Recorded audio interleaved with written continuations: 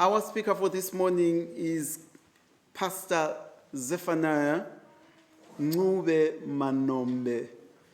And he is a retired pastor. He lives in Penrith but attends in Carlisle, where our first elder is preaching today. It's like they've swapped places. Brother Cass is preaching in Carlisle today, and our pastor is here. And just a brief background about him is, I'll boast and say that I was at school with his nephew, his brother's son. He was my senior those many years ago. So when I first heard of his surname, actually, I asked him, "Do you know so and so?" He said, "Oh, yes, that's my brother's son." Yeah. So those many years ago, he was my senior, his brother's son at school. So it was a bit more of familiar ground. And the other thing is that Pastor Manombe is married, but unfortunately his wife could not come today because she is attending a women's ministry workshop elsewhere. And he's a father of 2 children, 2 daughters, and a grandfather of 4. And like I said, he's retired. And he is, but in his retirement, he's teaching at Manchester University, one of the universities in Manchester. Is it Manchester University, I think? So Pastor Manombe is going to be delivering the message. May the good Lord bless you, Pastor.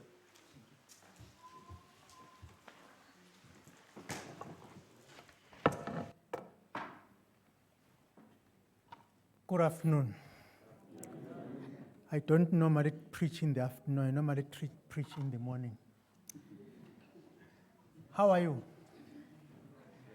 I can see quite a few familiar faces here today. There is Brother T there and his wife. I know them quite a lot, intimately. Brother Mkwiri and his wife, we have lived together and did a lot of things together. And I'm glad that we are still doing things together in the house of the Lord. Amen. God be praised. I know Brother Mchena Kumbo, and all of you I know, we are my brothers and sisters. Yes. My brethren, I have a message for us this morning from the throne of grace. I want to believe that this is a holy time. When we come to the divine service, it is the time God speaks to us. So zoom in and tune in, for God wants to save us. Do you think Jesus just came here and died for trinket? Is it what you think? No. Jesus came here to save you. And God desires, even today, that you may make it into his kingdom. By the way, the sealing is taking place in the Seventh-day Adventist Church as we speak. So take these things seriously. Don't play church. It's too late for us to be doing that. We need to have a serious walk with God. By the way, I enjoyed the Sabbath school study today and the singing that has been taking place so far. God bless you guys. Huh? Okay, keep on reading the Word of God. Above everything else, put that into practice. Let's not be hearers only, but let's be doers. Right. I have entitled my presentation this afternoon, The Observance of the Sabbath. The observance of the Sabbath. I want to believe that if we are not sure what the Sabbath is, let's try to learn what it is today. And may God speak to our hearts. I will heavily use the spirit of prophecy. If that will offend you, because some people are offended these days by using a lot of spirit of prophecy. If you are offended, I cannot apologize for that. Because this church was born of the spirit of prophecy. And we are a prophecy church. There is no church, there is no other religious organization under the sun like the Seventh-day Adventist Church. None. If there is one, I would have belonged to it.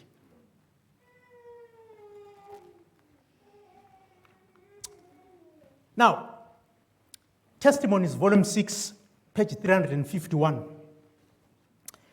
The Sabbath is a golden clasp that unites God and his people. Are we together?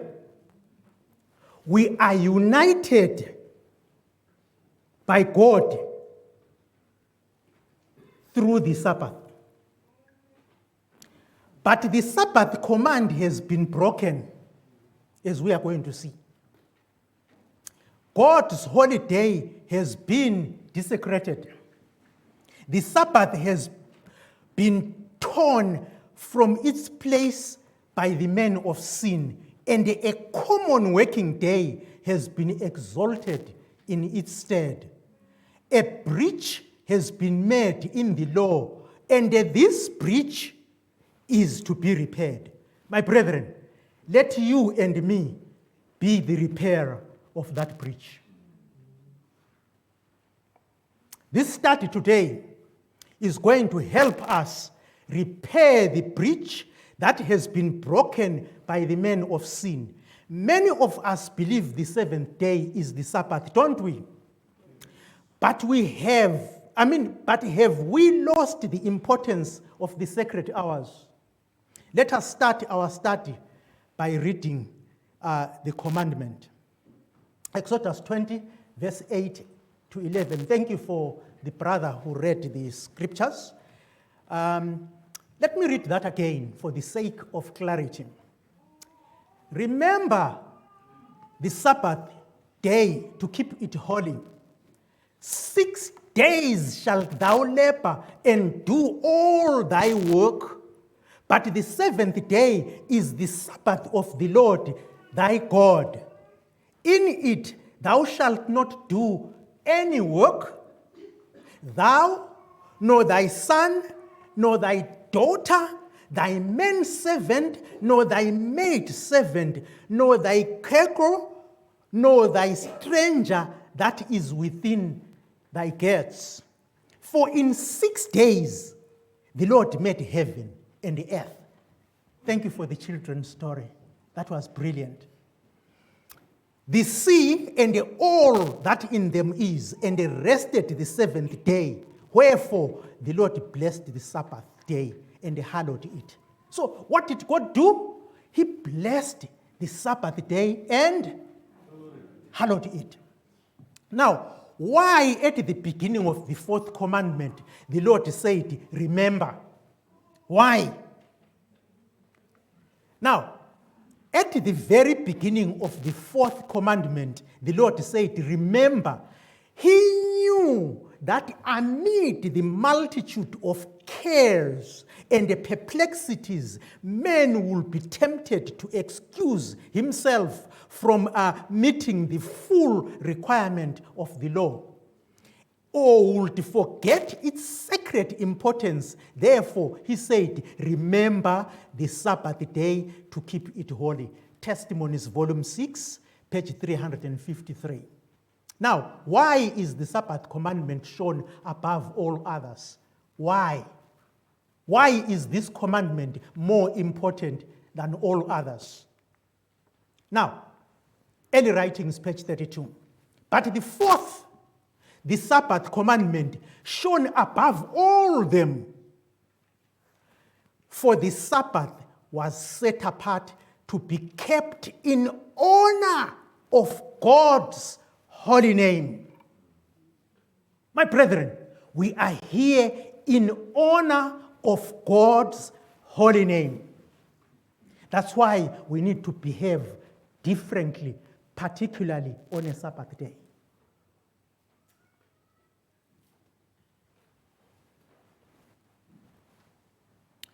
The Holy Sabbath looked glorious. A halo of glory was all around it. I saw that the Sabbath commandment was not nailed to the cross. If it was, the other 9 commandments were, and we are at liberty to break them all, as well as to break the 4th. Early Writings, page 32. Now, the Sabbath, a taste of loyalty. Now, SDA Bible Commentary, page 1106, as the tree of knowledge was the test of Adam's obedience, so the 4th commandment is the test that God has given to prove the loyalty of all his people. The experience of Adam is to be a warning to us so long as the time shall last. It warns us not to receive any assurance from the mouth of men or of angels that will detract one jot or tittle from the sacred law of Jehovah. Now, was the Sabbath given only for Jews? Of course not, isn't it? Now, Desire of Ages, page 283, the Sabbath was not for Israel merely, but for the world. It had been made known to men in Eden. And like other precepts of the Decalogue, it is of imperishable obligation. Of that law, of which the 4th commandment forms a part, Christ declares, till heaven and the earth pass, one jot or tittle shall in no wise pass from the law. So, my brothers, we are here on a Sabbath day. We are doing what heaven expects. But the question perhaps could be, are we doing it right? Are we doing the right thing on a Sabbath day in order for us to receive a blessing from God? Do we understand what it is to keep the Sabbath day holy?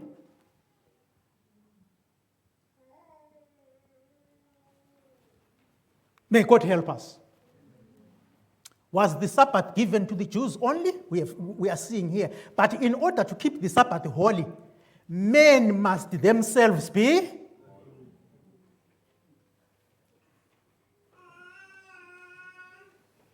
through faith, they must become partakers of the righteousness of Christ. When the command was given to Israel, remember the Sabbath day to keep it holy, the Lord said also to them, ye shall be holy men unto me. Exodus 20, verse 8, and 22, verse 31. So, my brethren, as we come here, as we keep the Sabbath, we are expected by God to lead holy lives. We need to be holy in our own sphere as God is in his. Is that clear, my friends? Yes. Now,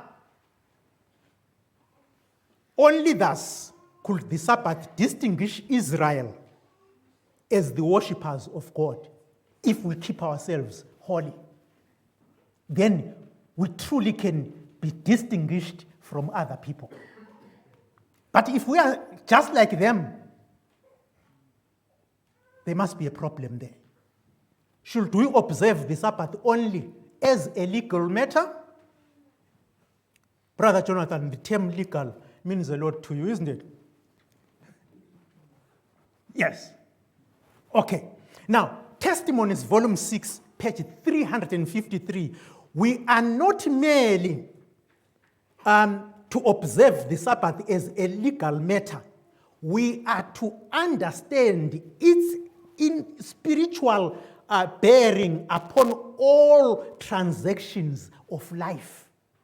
All who regard the Sabbath as a sign between them and God, showing that He is the God who sanctifies them, will represent the Sabbath as the principles of His government.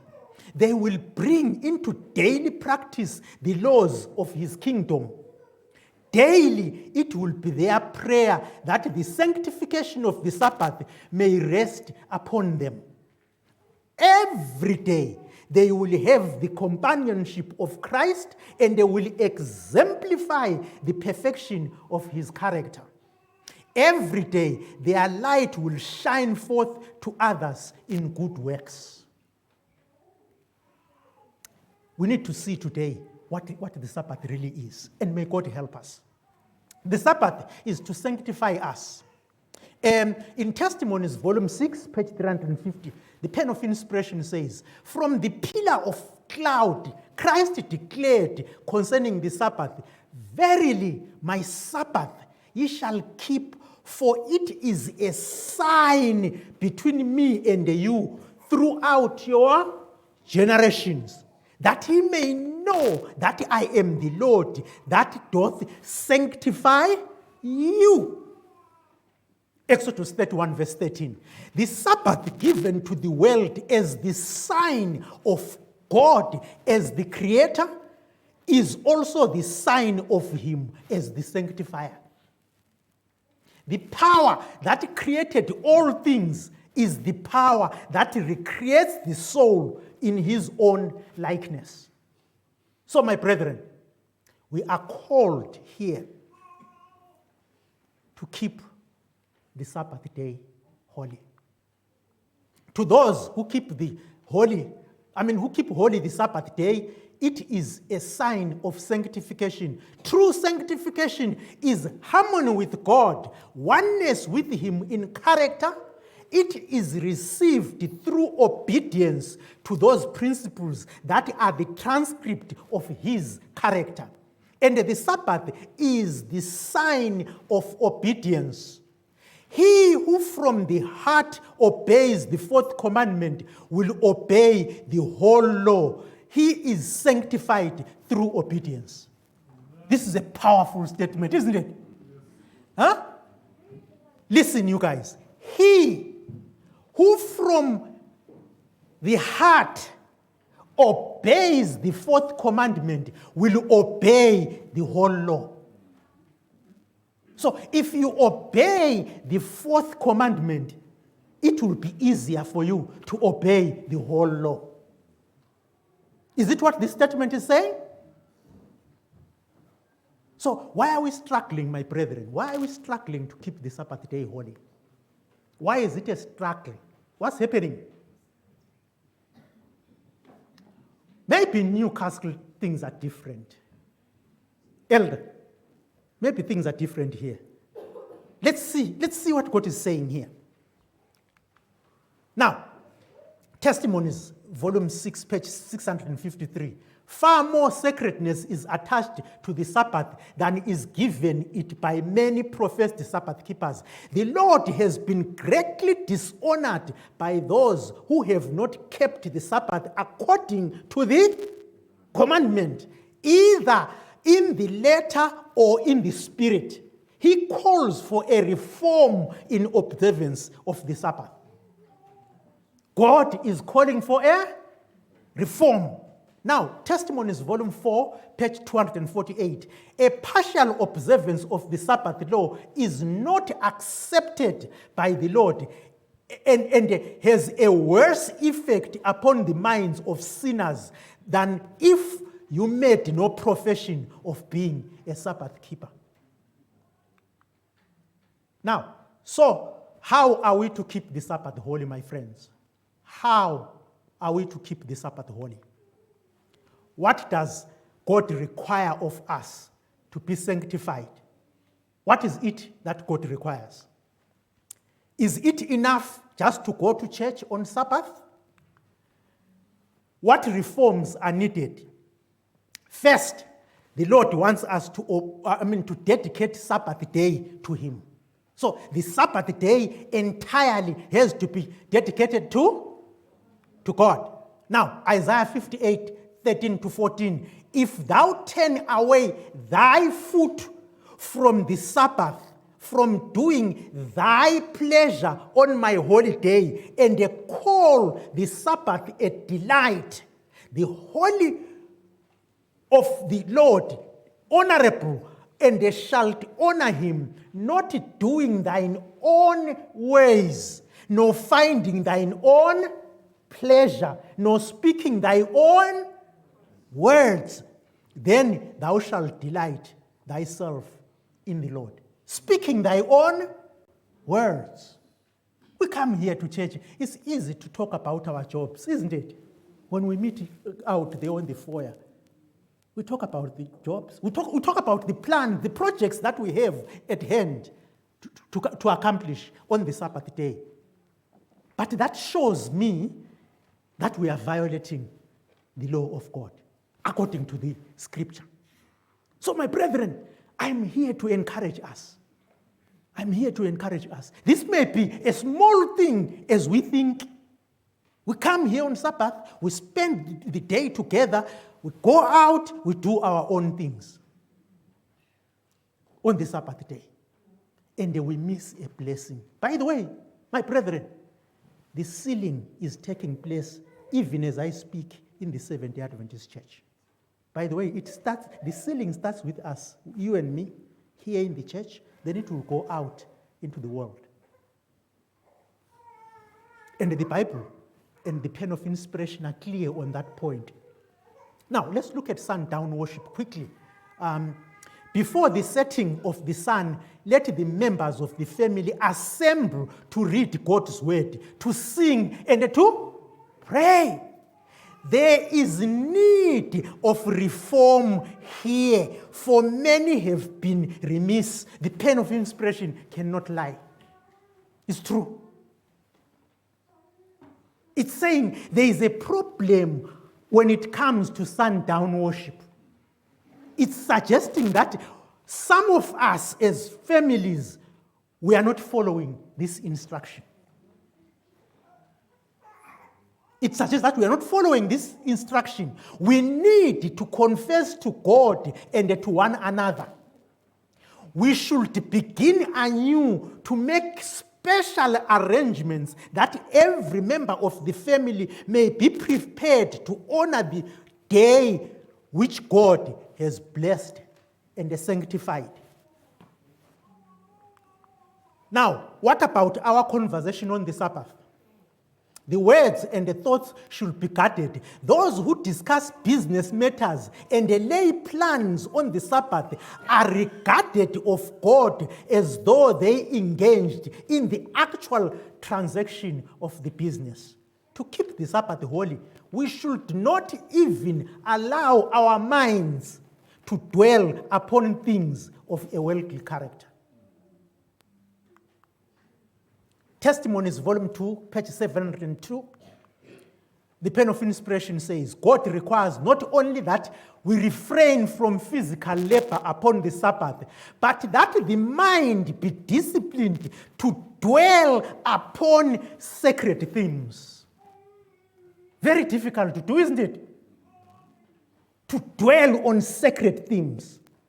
To focus on worship, to dwell on eternal things. The fourth commandment is virtually transgressed by conversing upon worldly things or by engaging in light and trifling conversations, talking about anything or everything which may come into mind is speaking our own words. Every deviation from right brings us into bondage and condemnation. Oh, my brethren, we may gather here every Sabbath to condemn ourselves. I'm here just to urge us to revisit this subject, step back and then look at the requirements of God. By the way, God never changes, does he? You know, where I grew, my father would lift this Bible and say, my children, God never jokes. Huh? God never. He would say, check from Genesis to Revelation. You will never get a verse where God says, I was joking. Have you found it? If you found it, I will give you all my wealth, everything I owe. Because God never jokes. So why then don't we take him seriously? Why don't we take him seriously? Why do we come to church on a Sabbath to violate his commandments?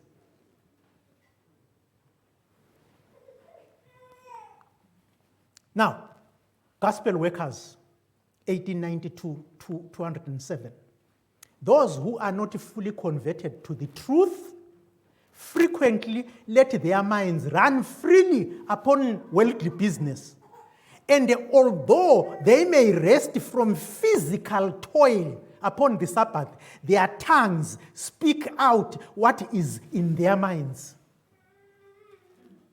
Out of the abundance of the heart, the mouth speaketh. Hence these words concerning cattle, crops, losses and gains. All this is Sabbath breaking. If the mind is running upon worldly matters, the tongue will reveal it. For out of the abundance of the mouth, of the heart, the mouth does what? Speaketh. Now, what about traveling on the Sabbath? Testimonies, volume 6, page 359. If we desire the blessing of the obedient, we must observe the Sabbath more strictly. I fear that we often travel on this day when it might be avoided. In harmony with the light which the Lord has given in regard to the observance of the Sabbath, we should be more careful about traveling on the boats or cars on this day. In these matters, we should set a right example before our children and the youth. No wonder why children leave the church when they grow up. They didn't see the seriousness of the Sabbath. My brethren, I beg you, God is calling for us to revisit the keeping of the Sabbath. Testimonies, volume 6, 359. In order to reach the churches that need our help and give them the message that God desires them to hear, it may be necessary for us to travel on the Sabbath day, just as Manombe traveled to here this morning. It's necessary that this message be brought to this church. Okay? But so far as possible, we should secure our tickets, fill in your tank, and make all necessary arrangements on some other day. When starting on a journey, we should make every possible effort to plan so as to avoid reaching our destination on the Sabbath day. Now, Testimonies, volume 6, page 360. When compelled to travel on the Sabbath, we should try to avoid the company of those who would draw our attention to worldly things. We should keep our minds stayed upon God and commune with him. But we should not talk about matters of business or engage in any common worldly conversation. At all times, in all places, God requires us to prove our loyalty to him by honoring the Sabbath. Another area of reform needed is preparing for the Sabbath. As I dash to the close, counsels to the church, page 263. On Friday, when? On Friday, let the preparation for the Sabbath be completed. When? On Friday. See that all the clothing is in readiness and that all the cooking is done. Amen. By the way, me and my family lived in America for some time. One Sabbath,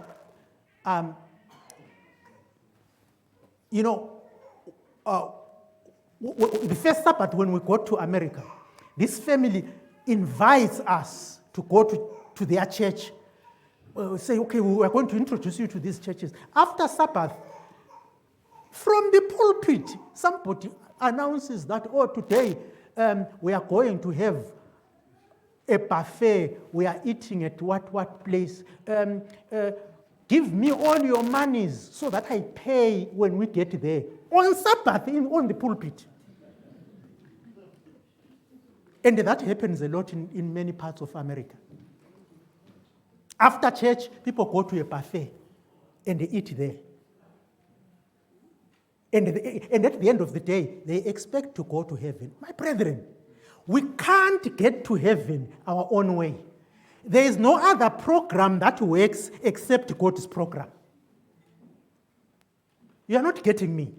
No other program will ever work except the program that God has already put in place. And it cannot be altered, by the way. So, better toe the line.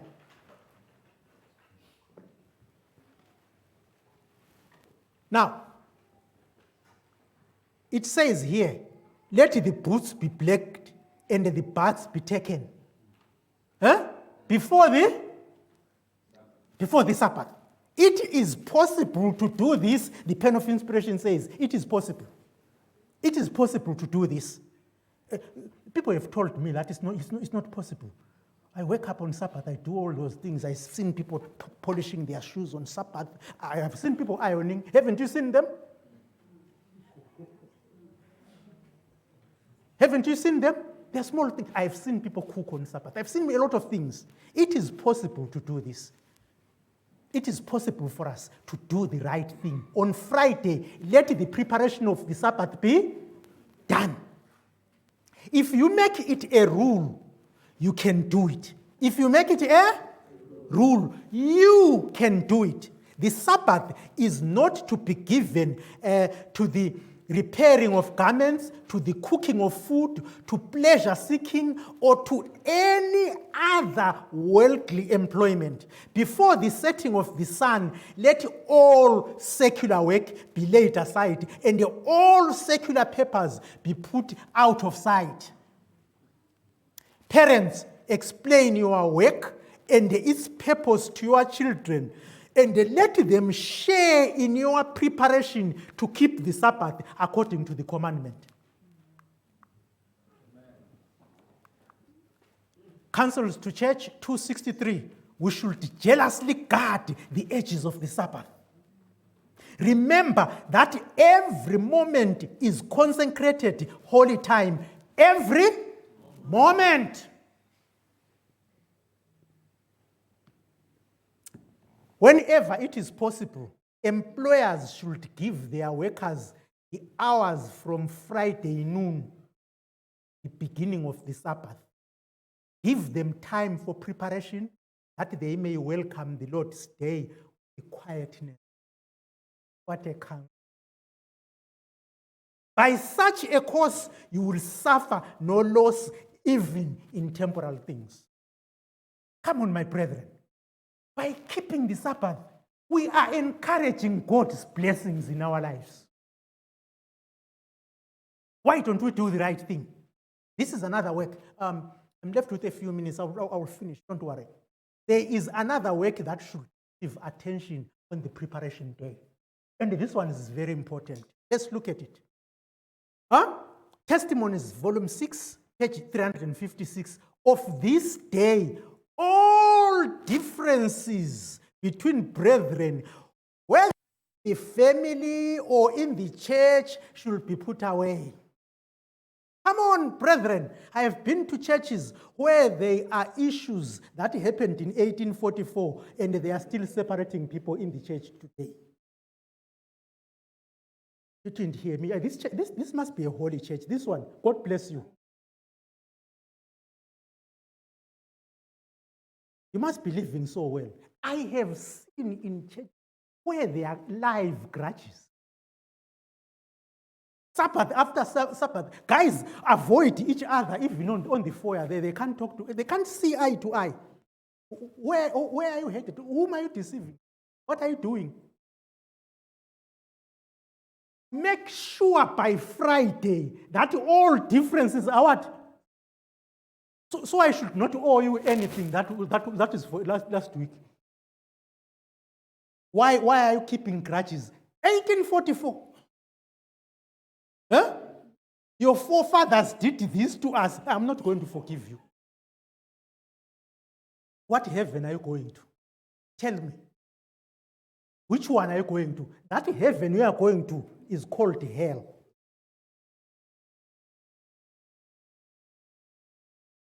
My brethren, you may be laughing. This is a serious matter. Let's reform. God is preparing to take us to heaven. Let there be a reformation in our houses, in our homes. Let it start there. By the way, this is an extension of what we are in our homes, isn't it? The disrespect we give to God here is the disrespect we give Him where? Home. Can't change.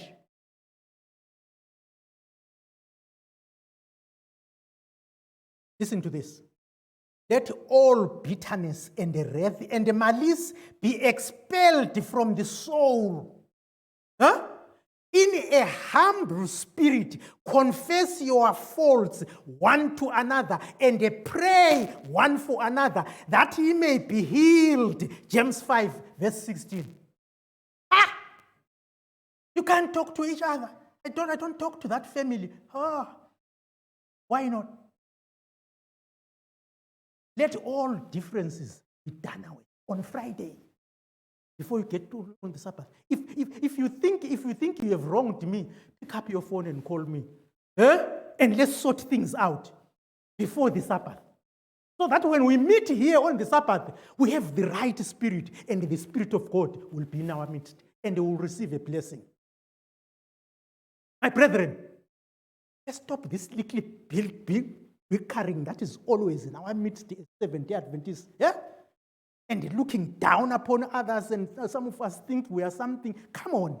Hey, we are all equal in the foot of the cross. And the Sabbath gives us that balance.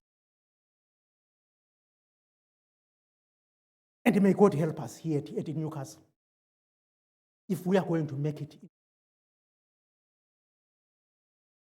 Right. What food should we eat on the Sabbath? I'll be finished in a minute, I'll tell you. Right, listen. We should not provide for the Sabbath a more liberal supply or a greater variety of food than for other days. Not me, the pen of inspiration. Instead of this, the food should be more simple and less should be eaten. Hey, we gourmandize on Sabbath, don't we? I've been too busy during the week. I need to sit down and relax and eat.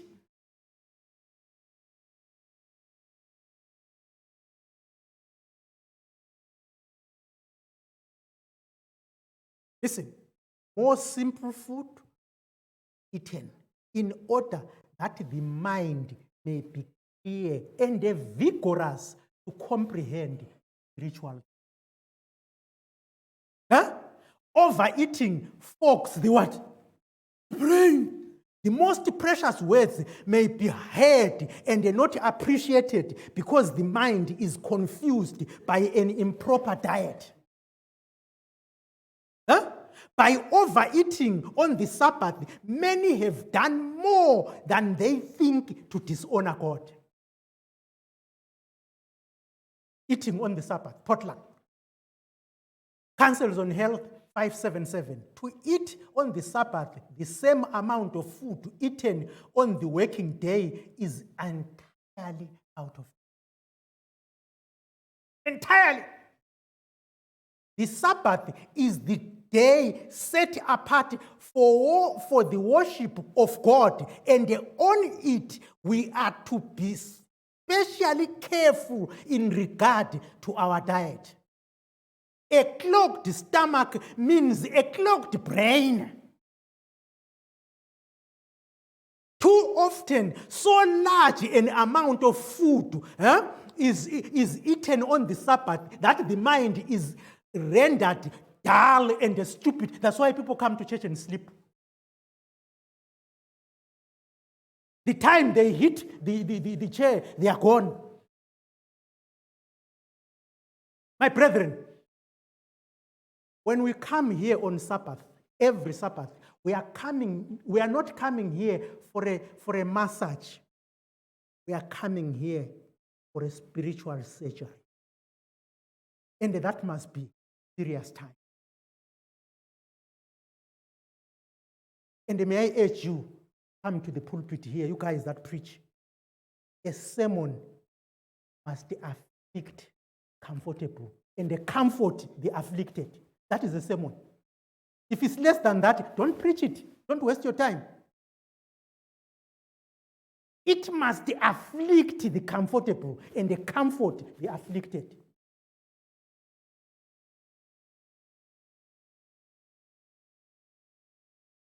The diet for the Sabbath should be selected with reference to the duties of the day on which the purest, holiest service is to be offered to God. Are we to eat cold food on the Sabbath? Child guidance 532, while cooking upon the Sabbath should be avoided. It is not necessary to eat cold food. In cold weather, let the food prepared when the day before be heated, and let the meals, though simple, be palatable and attractive. Provide something that will be regarded as a treat, something that the family do not have every day. Come on, ladies, let's be creative. Come with something on Sabbath that is nice and palatable. That will nourish the system. Sabbath dishes, we will charge all not to wash their dishes on the Sabbath, if this can be avoided. God is dishonored by any unnecessary work done on this holy day. It is not inconsistent, but proper that the dishes should be unwashed till the close of the Sabbath, if this can be managed. Now, how to keep the Sabbath with children? In pleasant weather, let parents walk with their children in the fields and groves. Amid beautiful things of nature, tell them the reasons for the institution of the Sabbath. Describe to them God's great work of creation. Tell them that when the earth came from his hand, it was holy and beautiful. Should children be let alone on the Sabbath? Parents, above everything, take care of your children upon thee. Do not suffer them to violate God's holy day by playing in the house or out of doors. You may just as well break the Sabbath yourselves to let your children do it. And when you suffer your children to wander about and suffer them to play upon the Sabbath, God looks upon you as Sabbath breakers. Now, reverence. This is my last portion. Reverence. Actually, I'm realizing that I should have brought this first. When the worshippers enter the place of meeting, they should do so with the decorum, passing quietly to their seats. If there is a stove in the room, it is not proper to crowd. You know, during Ellen White's, they used to have those stoves that they will put in the sanctuary. Now, it is not proper to crowd about it in an indolent, careless attitude. Common talking, whispering, and laughing should not be permitted in the house of worship. Can I repeat that? Can I repeat that? I feel that that's why I'm saying I should have started with this slide. Huh? Now, common talking, whispering, and laughing should not be permitted in the house of worship. Either before or after the service, ardent, active piety should characterize the worshippers. Now, if some have to wait a few minutes before the meeting begins, let them maintain a true spirit of devotion by silent meditation, keeping the heart uplifted to God in prayer, that the service may be as of special benefit to their own hearts and lead to the conviction and conversation of other souls. My brethren, I want to challenge us this afternoon.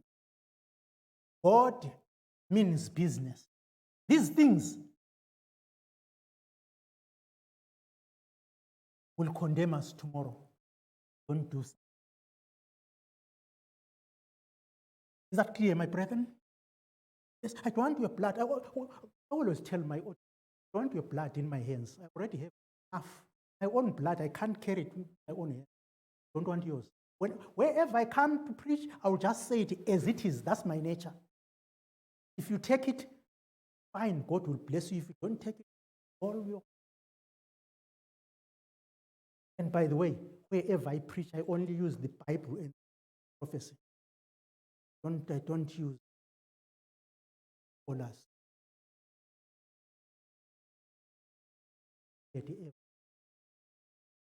I want to ask you, let's read.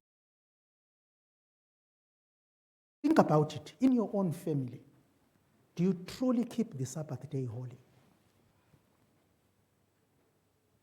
Do you truly keep the Sabbath day holy? If not, God has given you one more chance to correct things, to make things right with Him. And when you do so, God will help you and God will bless you. I want to ask us, my friend, let's revisit this issue and make sure that we are truly keeping the Sabbath day holy. May God bless you. May God bless the reading of His word today. Amen. May the Spirit of God accompany us to our homes and help us check where we are not keeping the Sabbath holy. May God bless the reading of His word. Amen.